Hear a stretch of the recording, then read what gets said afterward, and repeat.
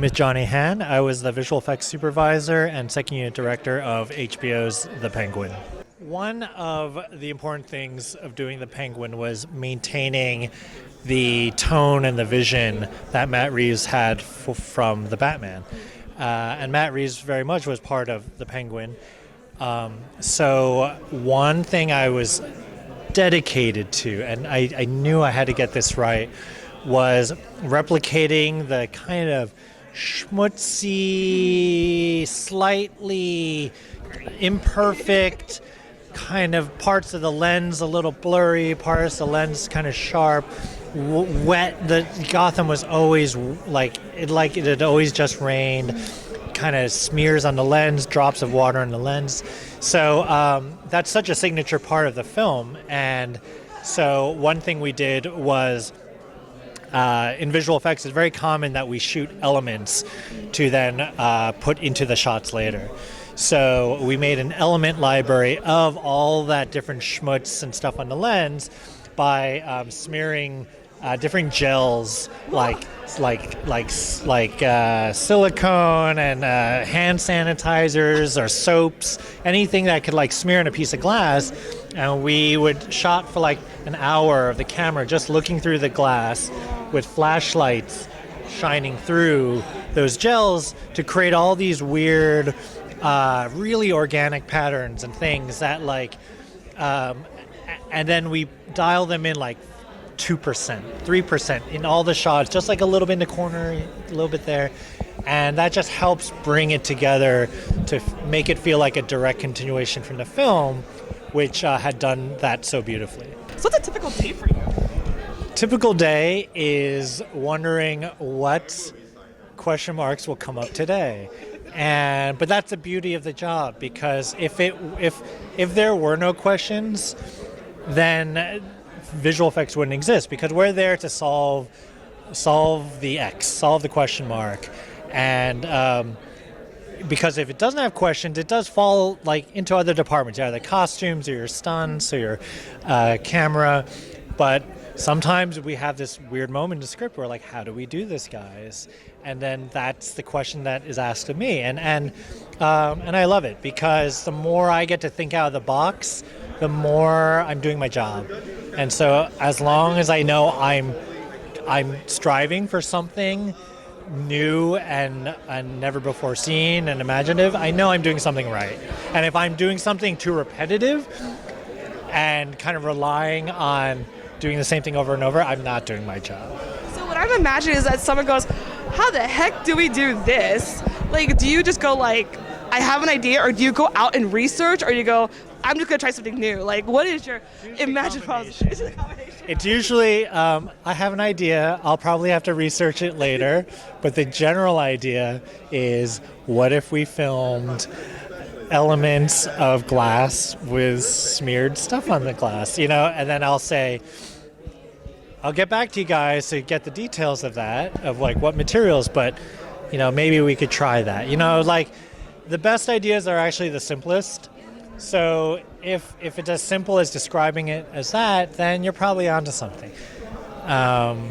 So yeah, typical day is lots of questions and coming up with ideas. Yeah. So when you're like researching or coming up with these solutions to visual effects, have you ever like worked at home and you're like, oh, that could have worked, and it's like your family's like, what are you doing? Yeah, all the time.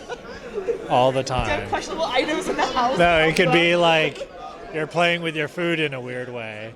The gravy on your mashed potatoes, and they're like, what are you doing? And I'm like, oh, well, we have like this flood scene where the water's rushing over, and I'm just seeing how this gravy goes over my mashed potatoes. Stuff like that. That's a great thing about being an artist, right? You're never off the clock.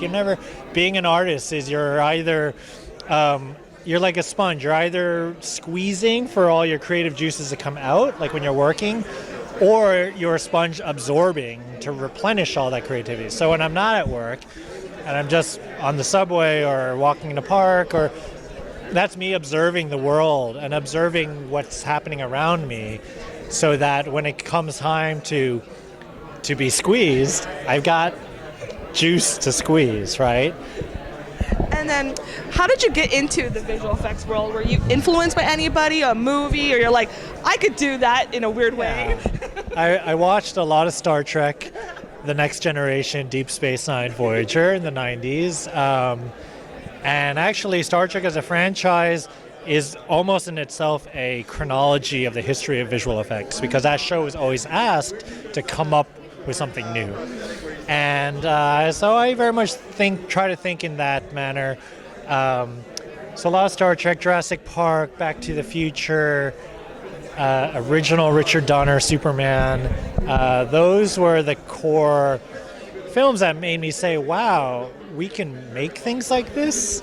You know, how did they even do that? And the fact that people are convinced and you're watching this dinosaur, you know, flip over a Jeep, it's just, it stays with you. And I think that's why it's so important that, as you know, that young people, that we go out and get engaged by all this stuff. Like a skill set that you brought to your world that like would surprise people, that helped you out in your career? Well, I think, I mean, it sounds a little related, but even photography, but even playing music, because I feel like playing music, shooting a photo, painting on a canvas, they all kind of tap into the same part of your brain, which is basically that don't think too much, just fly, just trust your instincts, right? You do a lot of art and craft. Yeah, things that sort of challenge your instincts to not think and just do. Sports obviously is like that too, and it may sound like playing piano. It sounds, you know, how could have anything in common with computer graphics? But there is a lot, because they all rely on trusting yourself as a creative person, whether it be sound or visuals. So yeah. And then, have you ever like watched like any current movies right now, and you're like, oh, that's a really cool vid? Like, have you been inspired by any current projects or anything? Oh, okay. What can I think about? I think there's this. I think there's going to be this nice trend of going back into our visual effects toolbox of older techniques and things we've done in the past, because we actually have now newer techniques and newer technologies that are able to make use of some of those old techniques, but in a whole new way. I know Skeleton Crew, the Star Wars show, had done a stop motion miniature robot, crab robot, that I was floored. I loved every part of that, because it did fully embrace exactly that. Hey, we're still really good with building things, and we're still very talented with animating by hand, but now we've got great high-res cameras.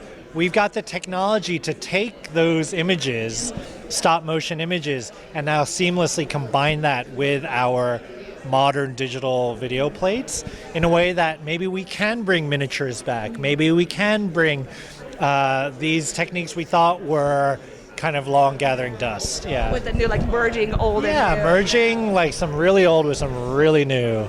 And then one final question for casual viewers. For the Penguin, what would be something that you're surprisingly picked up on with your special effects? You're like, oh, that's cool that they noticed that. All right, in the Penguin, we visit all different neighborhoods, many more than we ever saw in the film. But we knew it was really important to establish a sense of geography. So we definitely did our best to put in key buildings that were featured in the movie into the skylines. We try to put at least one in every skyline. It might be very faint, but it might be very small, but Wayne Tower is there. GCPD, Gotham City Police Department, had this beautiful clock tower from the movie. You'll see that very subtle, hidden in the background. Not that we expect anyone to notice, all those people did, but it was just to like give even ourselves as artists some rules to play by. To say, well, if we're looking east, then maybe we're looking at GCPD. And if we're looking, south, then that's towards Midtown, so we would see Wayne Tower. So it's not just there, it's actually like a place mark. Yeah, we actually use it for our own logic to help us start to define a geography. But we also know that what better way to keep the continuity of the film than to actually have some of the same buildings from there. Thank you so much for taking the time. Thank you so much for your patience. Thank you.